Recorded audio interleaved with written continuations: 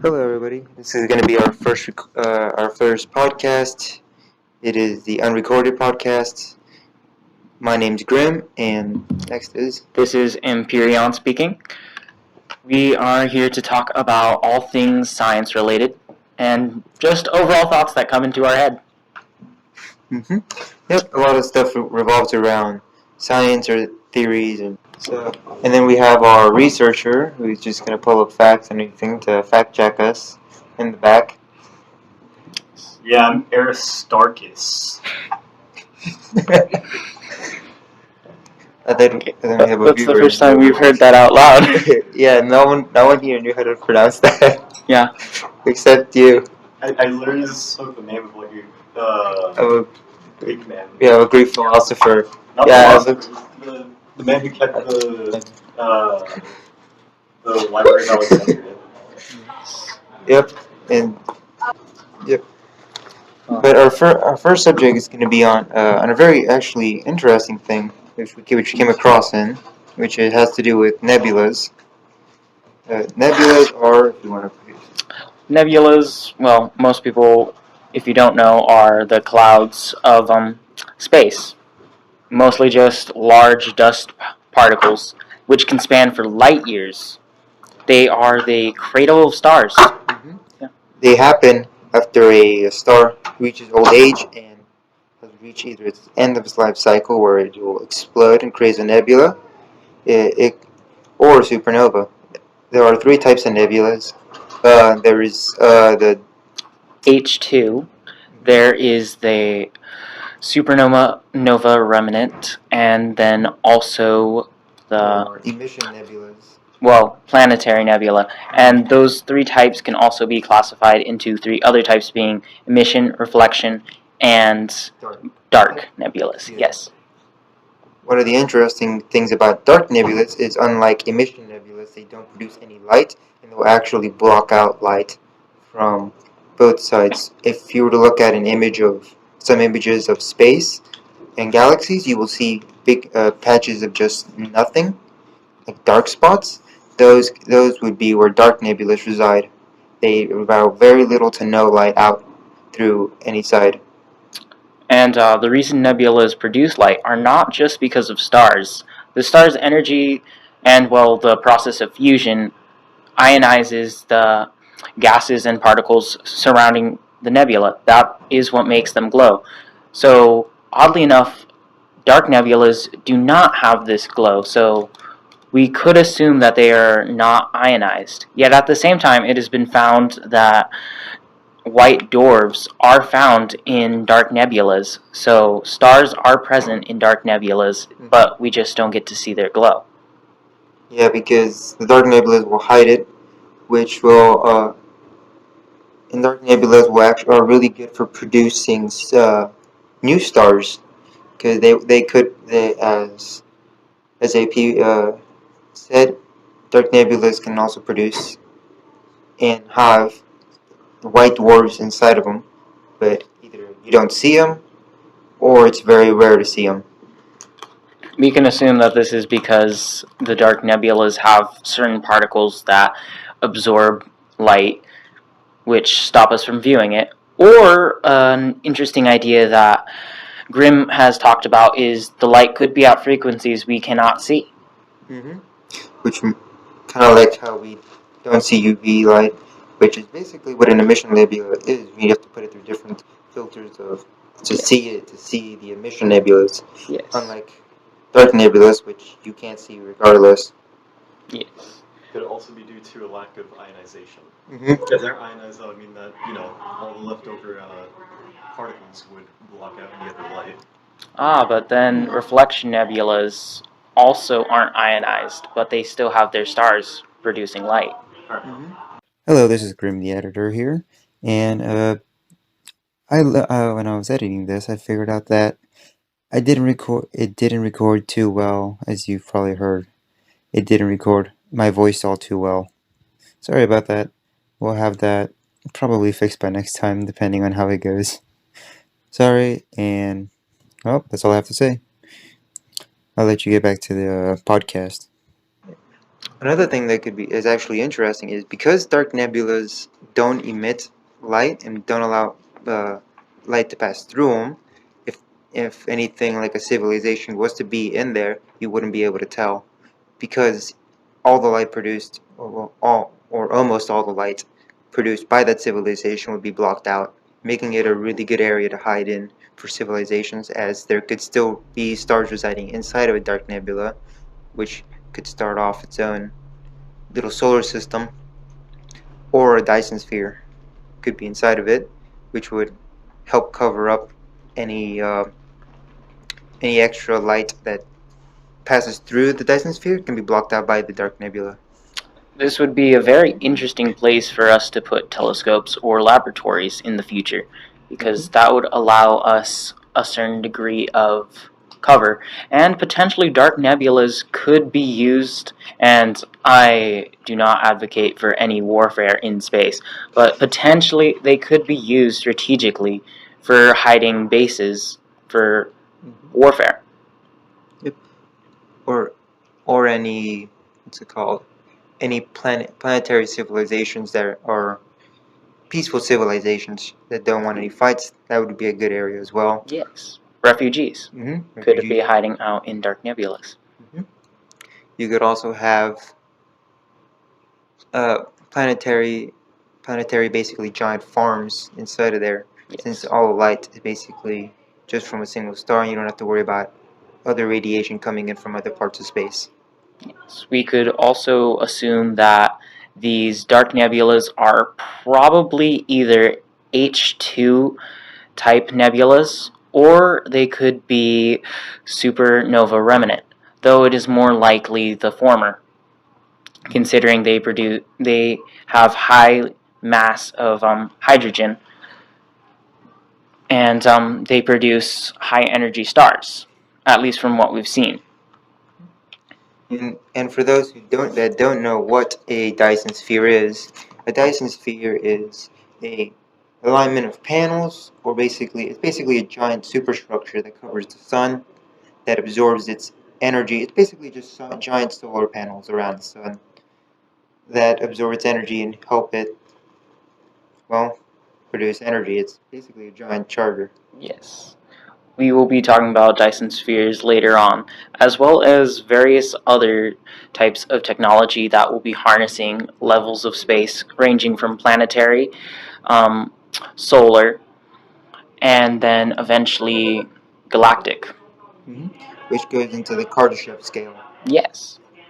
The Kardashev scale, for those that don't know, is a scale provided by a scientist. I think it was a scientist. I need to fact checker.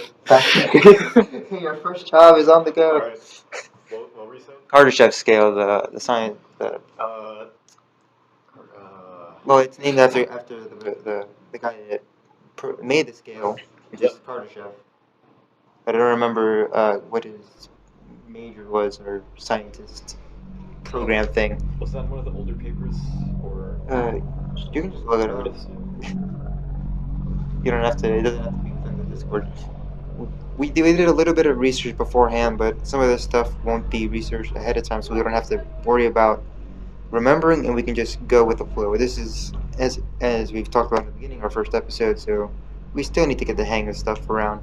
By the way, we would appreciate anyone's help in gaining new resources for research, ideas, and topics we could discuss. Topics and or just commentary, really. Just go down to the comment section, or if you're listening on this Spotify. Oh yeah, we should have forgotten. We forgot to go into that at the beginning. This will be on Spotify and YouTube Shorts. Mm-hmm. Yes. Well, YouTube Shorts would be where you might end up finding us. Yes. But we'll have an actual YouTube channel, which will just have the entire recording and sometimes images of what we were talking about, going through. So you can listen to it. Well, if you're working or anything of the sort, you can feel free to listen on Spotify. But you don't have to worry about ads. Or if you're one of the people that somehow bought YouTube Premium, why did you? But thanks for the support, whether it be a view or just subscribing or Again, we'll be making dozens, if not hundreds, of mistakes in these, so we would definitely love any corrections or just any feedback on how we can be more accurate. Yep, and this is gonna be ordered. This paused. We are trying to figure out how to turn advanced science into layman's terms, in a way. And also just base our theories off of some odd, like, little anomalies or just odd theories in just overall science. Yeah, there was a theory that I provided. I don't know if it's out there. I don't think it is, but it is my theory about how the Big Bang came to be, because it's just a regular process. And what I suggested it was, is it's a process of basically a black hole. When it's finished compressing, it will explode, and that was basically the Big Bang. But we have smaller versions of it, which is basically just black holes consuming from stars. The Big Bang was just when all those black holes slowly get pushed into one, and after condensing all that matter, it'll explode and it'll start creating the universe again. Yes. The odd little fact about matter and energy is that energy prefers to repel itself away from energy, so it disperses, while gravity and mass prefer to attract each other and condense. The two forces together create our constantly expanding and contracting universe. Yeah, and at least in theory. Yeah, and that'll actually make more sense. And there's people that the good question about the Big Bang is what came before it. I'm like, well, it could be the same thing as right now. This we could be experiencing before Big Bang, and then as soon as everything starts collapsing and going and being weighed down by one black hole that just ends up absorbing everything else, it'll explode and it'll cause it again. And there's another civilization that could rise, and it's just a thing. But we think about it as, well, there must be a beginning because there must be an end. Well, that's what we think of as humans, because we can't think of something without a beginning or an end. Because let's say you're an ant and you have a very small lifespan, and you see the same human over different generations. You could think, oh, he must be an immortal since we've never seen him die, or because he hasn't died within that generation or within this multiple generations. But in reality, it's just a person is just seeing it through different, because he would live longer than the ants' time lifespans. So you would technically, to the ants, we would be immortal. But that is assuming there is. Oh crap! I just had a brain fart. Again, that's sort of how our podcasts will go. We started out with nebulas, yet we've ended up here thinking to ants pondering humans being immortal because of our long lifespans. The difference in lifespan. I may need to be fact checked, but some humans did think some animals. Can I finally bring up the information from the last fact check? Okay, sure. Okay, that's right. Get us with the Kardashev scale. Yeah, the Kardashev scale. Kardashev scale is it's a scale that measures a civilization's level of advancement by their energy consumption. To use energy. Mm-hmm. If a civilization just consumes a ton of energy, it might not be as well. This is arguable, but it wouldn't be as advanced, because there might be civilizations that can do the exact same things as a civilization that consumes more energy due to using less energy because of efficiency. Mm-hmm. Yeah, but the overall scale provides on the same thing that when the first caveman made a fire, that counts as energy, and as long as we are able to control that energy, it would count it towards the Kardashev scale. And an interesting thing that could be edited within the Kardashev scale. The Kardashev scale has gone through different phases of editing and stuff. We aren't classified even as a stage 1 civilization. We are a stage 0.7 civilization, if I'm not mistaken. I forget. Can you explain what a stage type, 1? Stage 1, yes. A stage 1 civilization, or phase 1. Stage 1 civilization has the ability to harness its power from its home planet, Stage 2 can harness its power from its sun. Stage 3 would be harnessing its power from its solar system. But with the amount of energy we can harness from our own planet, it's unlikely that we'll be able to reach stage 2 without having to colonize or basically go and harvest energy from other planets before being able to harness the energy of our sun. Because we would need to extract those other planets for resources to make a Dyson sphere. The Dyson sphere, we're going back to the Dyson sphere, is basically the epitome of a stage 2 civilization being able to harness its sun. Because the Dyson sphere is able to do that. At least the photovoltaic energy, is that what a Dyson sphere is powered off of? It's powered off basically with the same thing our solar panels are. So it's the radiation from the sun and all that stuff. Interesting. Okay, so it will be based off photovoltaic. I wonder if we could come up with more efficient solar panels. Because we definitely use a lot different solar panels on Earth, using many different types. Mm-hmm. Yeah, if we were to throw just... I mean, we kind of use... We'd have to look into research for the solar panel that NASA uses, since they're above a little bit of a Goldilocks zone for the radiation zone. Yes. Well, let's see. What was it we were talking about? Well, I mean, if we are talking about stars' powers, well, to harness, it must be odd for many different civilizations to harness different levels of their star. Yeah, because they don't... Yeah. Because they're all different sizes and stuff. Yes. I actually wonder if we can fully harness the power of our star to possibly manipulate it into lasting longer.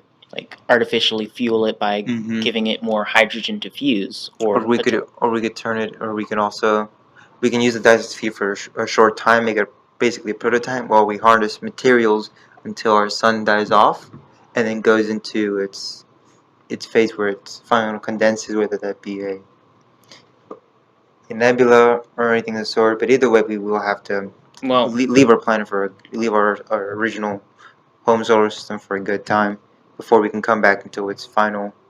But it would be a white dwarf or anything like that, because then it's more finalized, and we won't have to worry about it causing a supernova explosion while we're still hanging around there. Actually, it seems our sun might be too low of a mass to even reach white dwarf. It might not even form a planetary nebula. It might just turn into a red giant and then just dissipate into dust. True, but we can suck out of its energy draw until we can. But yes, we could, because talking back to the original about our stage 1 civilization from our home planet, we would have to, because we can't produce enough energy to fully harness our planet in a sort of way to become a stage 1 civilization. We would have to slowly get either stuff in, or we would have to create new, because the way we're going, we need to either use tidal energy or something that doesn't have a really weird consumption rate. Well, first of all, we have to get rid of fossil fuel resources and just use them for practical needs instead of just fuel. Yes. I mean, day-to-day use in the way we're using it now is already very inefficient. Extremely inefficient. Yes. But also, back to our resources, we've barely scratched just the crust of the Earth for materials and power just in general. The core of our Earth could be used for a lot of power. Geoelectrical or geothermal resource. Yes. For gathering and energy production. Yes. Yeah, but we'd still... I mean, the best way to test that out, to see how far we need to get down, would be that hole that Russia dug... the Soviet Union dug. This was before they got canceled. The other interesting thing about our solar system in general is that it has a lot of heavy metals in our four rocky planets. Our more solid planets are very interesting, since in other areas a lot of these planets would not exist. These rocky planets would not exist. They usually just be sucked into the sun. Yes. Either that or they're just not made out of hard materials. They're still in the earlier stages. Like the molten phases. Well, not just that, but they're more gas. They're more Gassy. made of gas. Yes. Mm-hmm. Considering The closest to the heat, it'll just go into its gas form instead of a. yes. Yeah. Okay. Yes, but also for the regular fusion, a lot of stars don't actually reach to the point to where they actually fuse that much. Usually when a star hits iron or something nearly as heavy, they stop fusion and they either disperse, have a supernova, or if you're in the term of a red supergiant, you become a neutron star or a black hole. Mm-hmm. Can black holes take planets? Yes. Yes. Anything. It's Oh, by the way, the person you're hearing in the background is. Introducing myself. I'm not introducing. No. Well, for now, she's going to be an audience member or an unofficial member until you decide to introduce yourself. Did I not tell you? Yes, but you know I have horrible memory.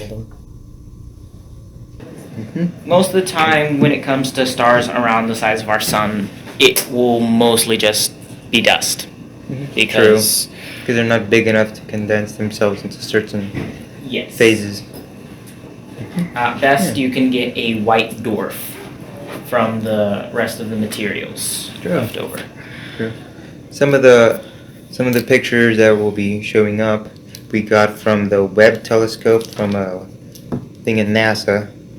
But have you heard the Webb telescope is actually damaged? It got damaged by space debris. I had not heard of that. Mm-hmm. It was pretty kind of recent at the time I just looked it up, so it's relatively recent. But yeah, it's still able to take all those pictures. Interesting. And Do then you there- know how the damage affected it? I can't remember if it had to do with. Fact checker. Let's go. Alright, We're putting on to work. Okay. Hubble. No, it's Webb telescope damage. Where was it damaged? Alright. So, according to space.com, a micrometeoroid struck the James Webb Space Telescope between May 22nd and 24th, impacting one of the observatory's 18 hexagonal golden mirrors. Mm-hmm. Yeah, one of the mirrors. So yeah, I mean, it's only one of the mirrors. it's still That's damaged. a lot and, of... and it'll screw it up over time because Not even over time, with... well, like, I right, passing time. It's not like it'll stop and be like, wait a minute, let me just take Well, damage in a couple of years. I'd imagine that, like, with how... Most of You this- know, like, Mhm. even the precision required for some of the, like, I don't know, phone? Yeah. Or like PCs or and some such.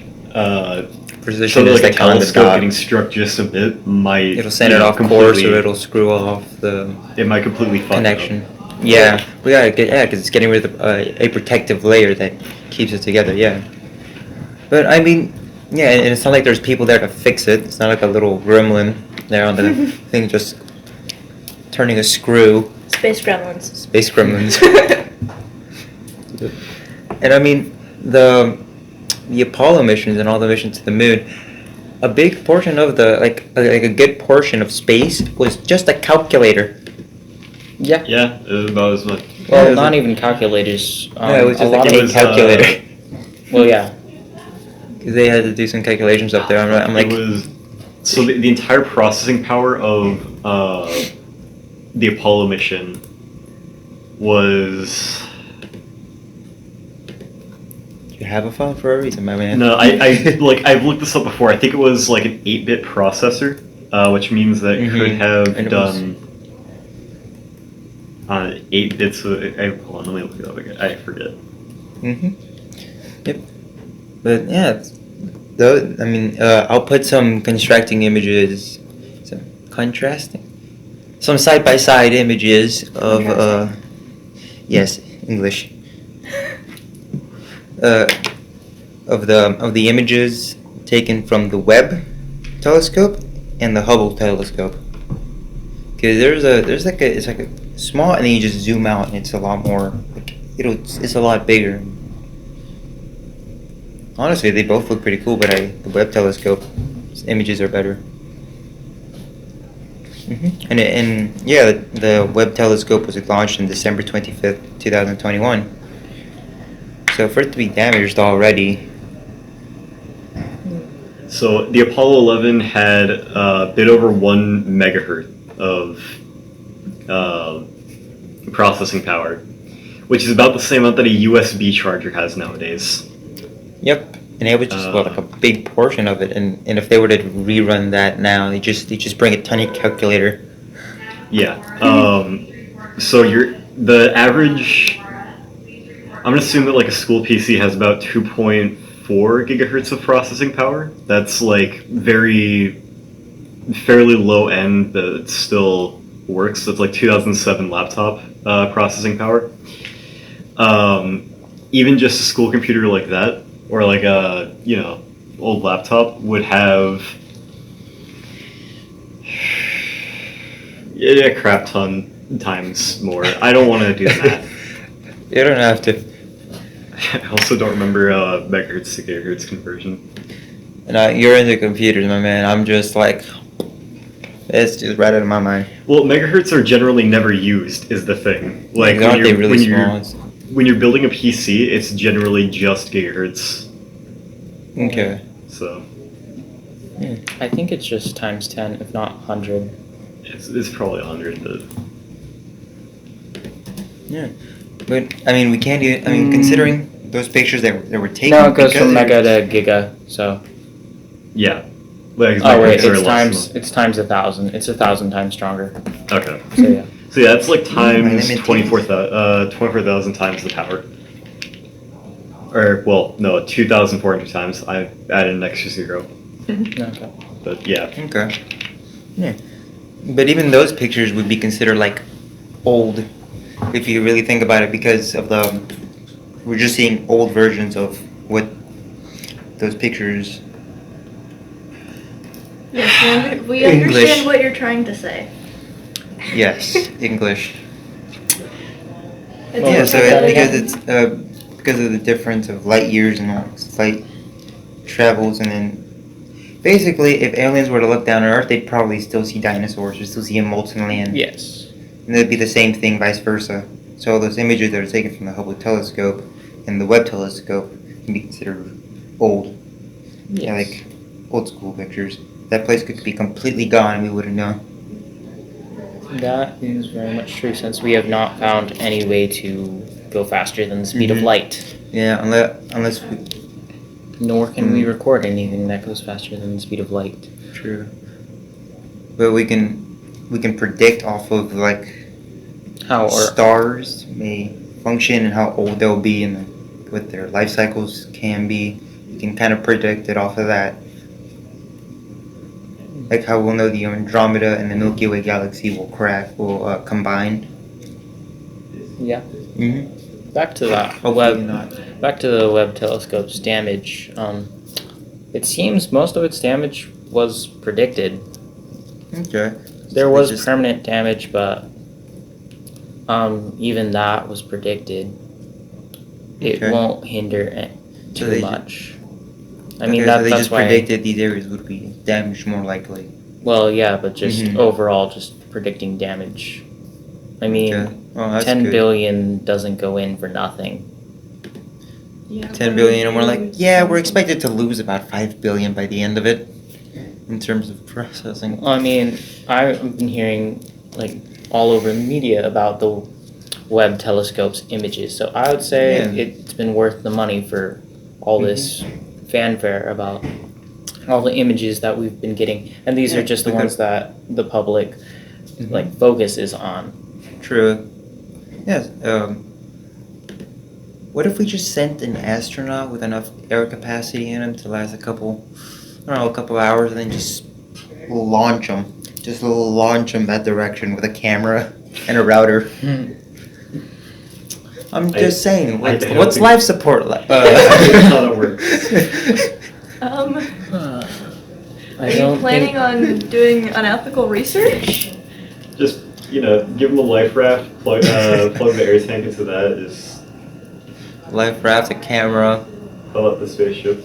a router, and then I don't know, food for 2 hours. Well, you're not gonna eat continuously all the 24 hours. 2 hours of food can last you. I don't know how much. Depends on how fast you are at eating. You are definitely not going to be the person who sells projects. people vacations in space.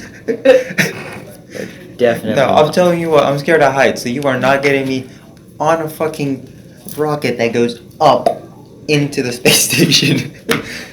You have to build But a in fucking space there space is no elevator. up or down. On the way up from Earth, damn right there is. But no, you're building a space elevator. I want to be in there and hear elevator music for 2 hours on the way up. You know what the bullshit is? I don't know how many people actually know this, but all the science and all the math has been done for a space elevator. Yeah. And it isn't new. I think it was what? Late 1900s. Fact checker. Alright. We're putting you to work here. Again. Nobody here is I being gotta paid right now, actually do so my job. What is this? we're all unpaid interns. Alright. We told you about the job, and you said sure. Well, What, here you are. what's I need to look up? The person that did the math for the space elevator, because it was a group of them, but this one was the one in charge of it and contributed. But yeah, the science and math is done. We just need a strong enough material and well, people. So I think the way it's doing we're gonna start one part here and one part in space, and then we're gonna meet in the middle. and that's Okay. where complications arise. Like a wormhole. Where? Because meeting in the Connecting an middle. elevator from the Earth to the moon. No, not to the moon. This one isn't to the moon. It's just basically to where the space station is. Oh, so to the from space there to station. there. That would it still come cause around issues the- because that Space means that you would have airport. to. That'd have to be strong enough to Mhm, move that's- the. That's what we're saying. Yeah. They have all the math and all the shit done. They just need the element in the Actually, compound. That They've- also means that the people in the space station should most likely start experiencing G-force as Just open it, just start drop. because of how far away they are from Earth and the Mhm. fact that they'd be connected to it directly. They'd be moved along with the rotation. Yeah, just boom. No, but it wouldn't be connected to the International Space Station. We'd start building up a different building, and then it'd meet down, and then it would just be dragged along. And then from there, you don't have to worry about fuel costs, and you can just start a rocket there. And then from there, it costs us a lot cheaper and a lot easier to get to the moon. And then from there, we can have just a giant ramp You still have to send Launcher. fuel. for an elevator, just electrical power. No, I'm talking about for the You don't necessarily need that much fuel. We use a lot of fuel just getting out from the atmosphere, and then from then on it's just a tiny bit because that small propulsion. We just have you moving until something stops you. So what you're saying is that size doesn't matter. Well, Where did that one come from? actually, Well, you without leave air a small resistance, bit of thrust to it. Small. I'm gonna shut up. Jerome Pearson, the president of Star Incorporated, conceived the idea of the space elevator in 1969 at the NASA 1969. Ames Research Center, and perfected the concept in the early 1970s when he was at the Air Force Research Laboratory in Ohio. Yeah, the 1970s. the people have actually come up with a material that could be used for a space elevator. So they come up with the material, but no fuckers building it. Come on, we're spending like a It shit would ton of money. cost $20 billion to build just one. what is it? 20 This bi- is 20 crystal billion is not that graphene. much. Mm. 20 billion just to build one space elevator? Well, it would be one strap Jesus Christ. of crystal Okay, graphene, which, What for is people this? who don't know what graphene is, It is a molecular structure in The a shading of 2D pencils. shape. Is it man-made? Yes, graphene is a very man-made thing. It actually Graphene sounds like graphite. Well, it does take inspiration from graphite in that it is two-dimensional, and the bonds can be considered similar, but it has a crystalline structure instead. Okay. Yeah.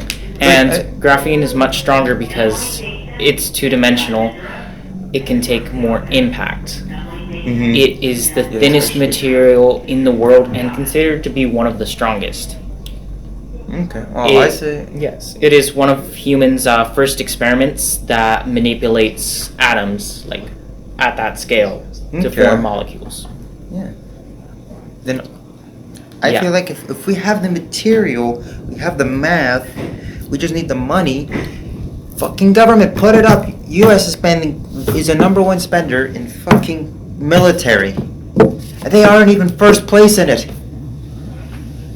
Like, dude, just put some of that money into actually, like, I don't know, you spend a crap ton of money in just getting fuel for rockets and disposable rockets, but thanks to SpaceX, we now have reusable rockets, so that saved us a lot of money. Yeah. Grab some of that money that you would be spending and throw it into starting to get all that material so you can start building. Because either way, it's going to take a long time. Might as well start it now, because by then you would only just need the reusable rockets in space, not down here and be launched. Well, back to the price of a space elevator. The entire completion would cost somewhere under $100 billion. Under, if it said over 100, I'm like, okay, then I can kind of see. But if it says under, that's really good. But it's what, 20 to 30 years? It's Period? 20 to 30 years to be built, but Exactly. it seems the global space industry is worth around $360 billion alone. So it'd be a good 1/3 of it. Almost 1/4. So almost 1/4 of it. Yeah. This I is a mean, moment of silence. you are compelling with your argument of cost because a space elevator reduces the cost of sending a payload from 20,000 per kilogram to only 100 or $200 per kilogram. What is it? Yeah, so overall the cost is going to be about 100 billion, which is closer to 1/4 of the whole revenue for NASA. But with it, we'd be able to send stuff up into space, into basically the station, the elevator station, where we could load up ships and start producing spaceships that don't need that specific shape to cross the atmosphere. We'd basically be going closer to actual spaceships from sci-fi movies. Yeah. Yeah. Okay, so essentially a space elevator would be sort of like what we would do in the US if we actually decided to use the frickin' Brain cells. no, Or money effectively. a frickin' electric train. Oh yeah, sure. See, Oh yeah, yeah, pretty much. But another one of the things that would be helpful with the space elevator would be that you wouldn't. A lot of the cost for a lot of stuff would go down. We'd actually be able to build spaceships like sci-fi movies because it wouldn't be limited to that size of that most spaceships look like. okay, so we would be able to design spaceships in different shapes. Mhm, What could different be the benefits of that? Well, to fit for stuff that needs a greenhouse within there for chambers for living, because technically they wouldn't have to re-enter an atmosphere. They'd be able to be a like a carrier ship, where you'd be able to have those floating around through space with their own ecosystem within there, and then from there you can have smaller, tiny ships. That its whole purpose are to go down to a planet, drop people off, and then come back to the ship above.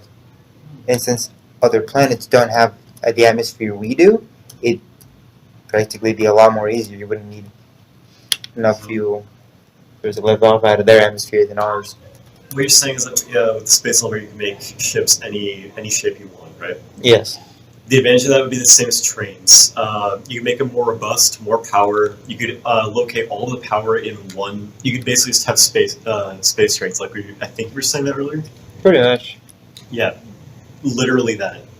Yeah, you wouldn't be constricted to the same size of squished in space. You'd still have to make them somewhat aerodynamic, especially if they're meant to go faster. Because Depending otherwise they'll on with too much resistance to the wind. Yeah, depending on the. You could just have a bevel around it, so it would have a bevel around it, or the part that would be facing. Have the front of it be rounded or beveled so that it would still. It wouldn't have as much wind resistance. Okay. And that would. Well, space resistance. Space resistance, because well, space resistance that would be non-existent. It would just be for like, if it was in the elevator, it would, because I would assume the elevator is like a giant fucking tube or something. It's an elevator. So it's just a pole going up. But for the actual space station creating the space ships, you would basically configure the spaceship off of its purpose. Like, if it's supposed to go somewhere faster, you would make it more dynamic to be able to go there faster. If it's a big just carrier ship with cargo and all that stuff, it'd be more based off for that. So you wouldn't be confined to be small and tight, where everything compacted. You could have it bigger and stuff like that, rotating to create its own gravity or anything of the sort. You wouldn't be limited as you normally are. But wait, so you're saying that we wouldn't need to protect these when they're re-entering a different planet? Not if it's not its purpose. Like what I was saying is it could carry a small shuttle within there. Its whole purpose is to enter and exit from atmospheres within other planets. While this one can stay out in space, hovering around in the orbit of the planet. And it picks up its ship, and then it would be able to pick up its ship from the planet, and then move on to a different planet if that is its purpose or whatever the sort it needs. Okay. So I'm wondering if this can be done with about any shape that fits the ability to re-enter an atmosphere. Why make them different shapes in space? Well, because of it. Because let's say you're a giant ship that needs to carry cargo or food, or basically just be an entire city within space. Yeah. And then whatever needs to get resources from different planets, it'll just send a smaller ship down to it, collect resources, collect earnings or anything of the sort, and then be sent back to the main city in space, and then it'll just go on around. So you're saying that having, for like a mining ship, you'd have just one big ship that just goes down to the planet, and then that would be very fuel inefficient. It might be better to, if you're gonna have something that big, it would take a fuck ton of fuel just to. Not to make it land on a planet, but it'd be around the atmosphere. Okay. Or just out in orbit, and then sending smaller ships down to the planet, getting resource, and then sending it back up. Because if you were to have a giant ship, as you were saying earlier, it's gonna be a shit ton of fucking power to get it up and back into space. Well, there's also probably get fucking crushed by its own weight. But it'll just send the planet flying. Continue. I was thinking about the resource thing too, like just sending small chunks up in the elevator. Okay. Yeah. The space elevator would only be used in our planet unless there's a different planet that has a similar atmosphere and we end up colonizing it. Because if it has the same atmosphere, it'd be pretty good for colonization. Or when we're finished terraforming other planets, we'd be able to build space elevators there first in order to make the terraforming process easier, and that it wouldn't be harder to build a new space elevator after it's done with its atmosphere, because then it'd be a pain to build a new one.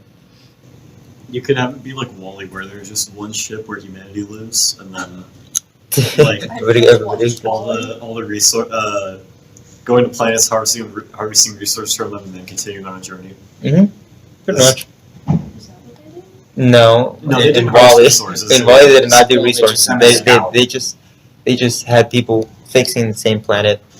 Yeah.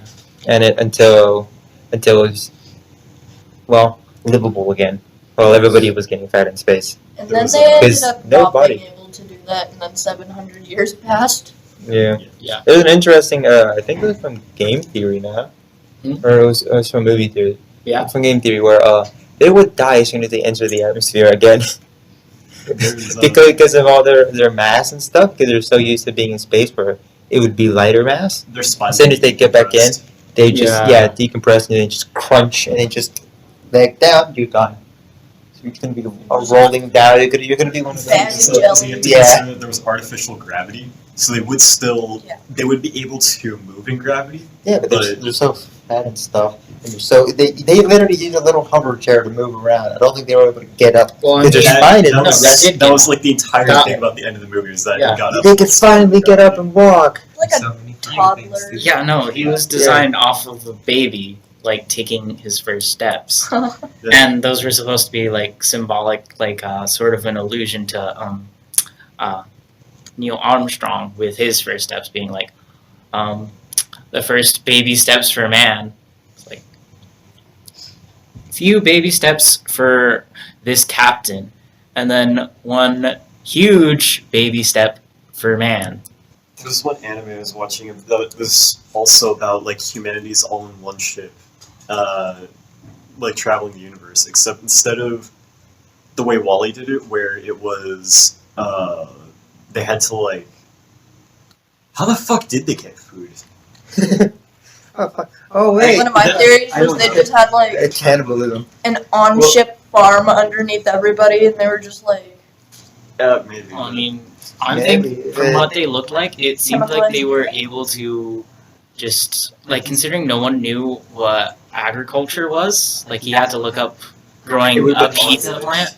Oh fuck, you're right. Well, that but They I didn't have any nutritional value because they can't. It's like they had a farm underneath stairs. Right. Because they had food in that cup. yes, Like, I yeah, think they yeah, but they just didn't- like automatically exchanged matter.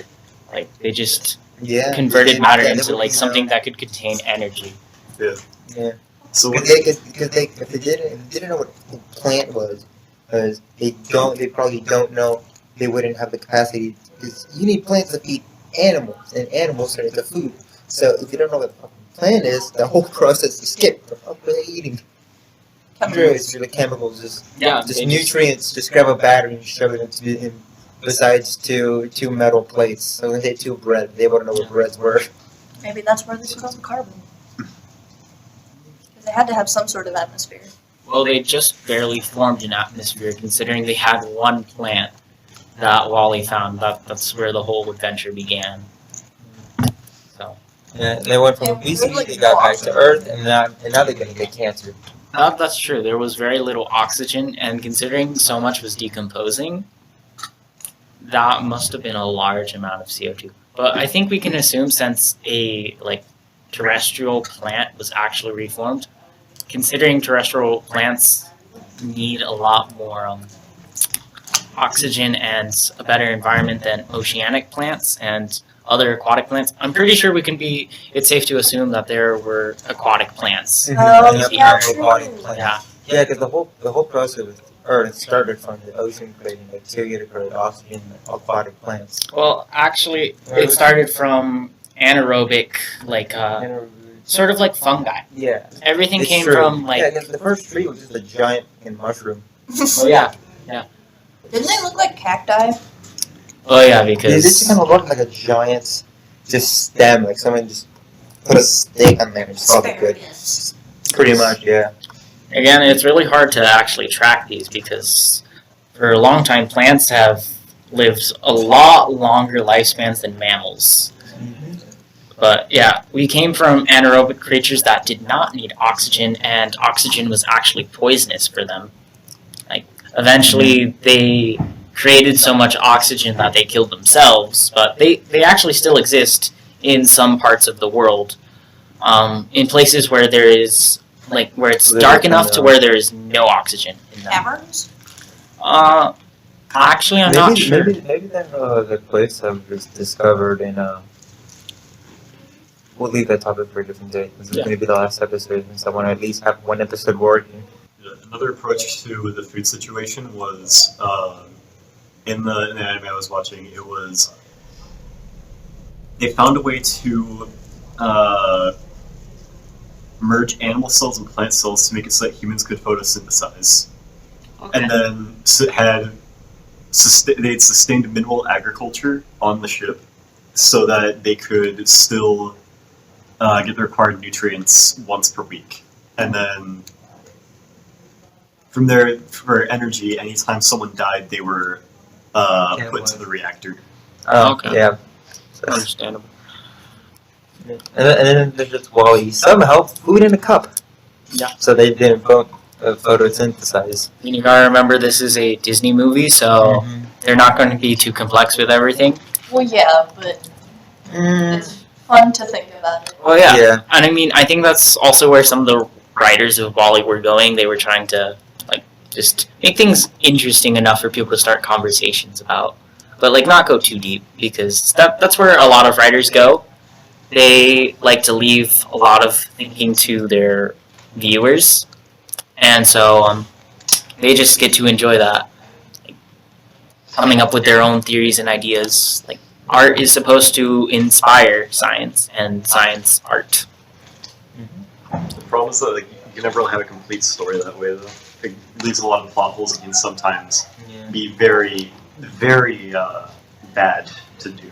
That's true. Like, Yeah, you can't have gaping plot holes, but You need just the right amount of both. If you think about the whole story first and then leave some things out, then it will be a complete story, but it leaves space for the reader or whoever the person is to think about it and figure those parts out.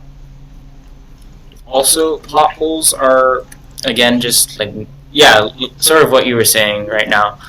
Plot holes and science, they just go well together. Since science, you're supposed to prove everything like wrong. You're not aiming to prove something right, you're just trying to disprove something. Trying to prove everything else wrong until you get what's right. Yes. Like, it's the ultimate method of elimination. Ultimate process of elimination. Josh Paxton is taking over your job. I mean, it's just sort of what I do. Taking I over mean, jobs? you're coming. No. Yeah, see, the robot's taking over. Guys, you have no evidence that I am a He's not robot. He's not Sheldon. No. Yeah, one of my favorite insults to Sheldon was when he would have a conversation, and then Leonard was like, "Yeah, I forgot, you're not a real boy." Like, just goes like, One of my favorite jokes from there is Nope, I've already forgotten it. Darn it. yeah, because some of their jokes have like a bit of process to them, so your brain kind of like forgets them. Well, I They're mean, still good. like, one of my favorites is just how we have one of them being an engineer and then another being a physicist. It's like physicist versus engineer jokes. Yeah, That's fun. that was the running joke. Yeah. And then there was also the pretty sure everybody here knows when Howard got his robot hand stuck Yes. in the winnie hole, in the winnie hole for the honey tree.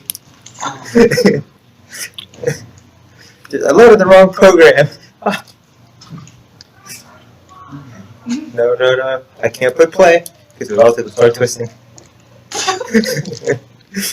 First of all, who uses a work computer to load in a program to to get it off? No one can see your hand motion. I know that's why. But you guys can. Yeah, and I wish I could. That's why.